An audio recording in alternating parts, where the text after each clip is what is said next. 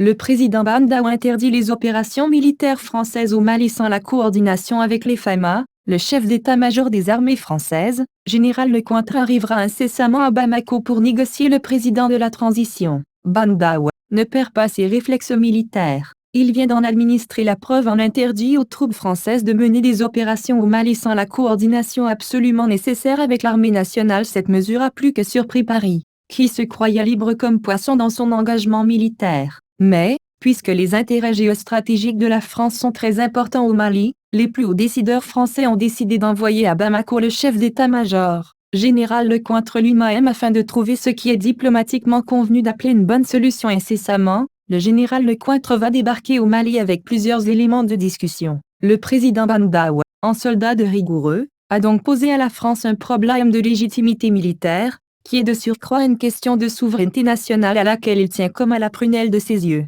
Une armée étrangère, fût-elle alliée incontournable, voire libérateur sollicité, doit respecter son homologue du dedans. Or ce n'est pas le cas entre les différentes troupes françaises engagées au Mali, Barkhane, Takuba, et les FAMA. Cette prise de décision du président malien est d'ailleurs une première. En effet, il y a quelques moments, le chef d'état-major général de l'armée du Burkina Faso avait formulé pareille exigence adressée au commandement militaire de la France. Il faut rappeler que le président Macron est farouchement opposé à toute négociation avec les terroristes, les djihadistes comme Yahya et Ghali, avec lesquels la junte militaire à Bamako envisage sérieusement des démarches tendant à la normalisation afin de les réintégrer dans le giron. Cela de toute évidence a été convenu avec Alger, mais ignorant superbement Paris, ce qui a motivé le déplacement d'urgence dans la capitale algérienne du ministre français des Affaires étrangères, Jean-Yves Le Drian, les 15 et 16 octobre dernier. Celui-ci atterrira ensuite à Bamako le 24 octobre où il tiendra, avec le Premier ministre malien,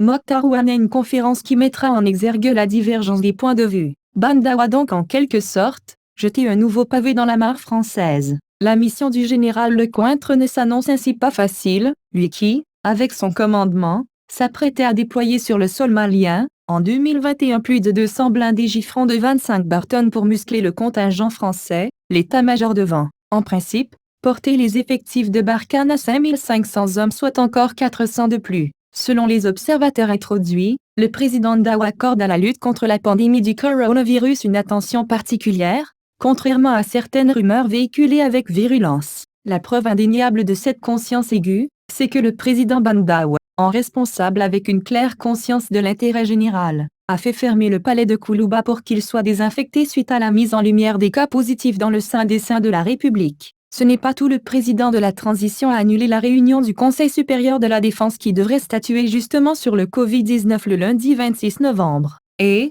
last but not least, M. Bandao a fait annuler le voyage qui devait le conduire au Niger le 30 novembre au 1 décembre et au Nigeria du 02 au 3 décembre. Une manière hautement responsable non seulement de rassurer les autres que nul n'a le droit de banaliser la pandémie, mais en plus que chacun, à quelque niveau qu'il se trouve, doit éviter d'être agent de propagation de l'intrépide virus. Malik Tanguy, source, Le National.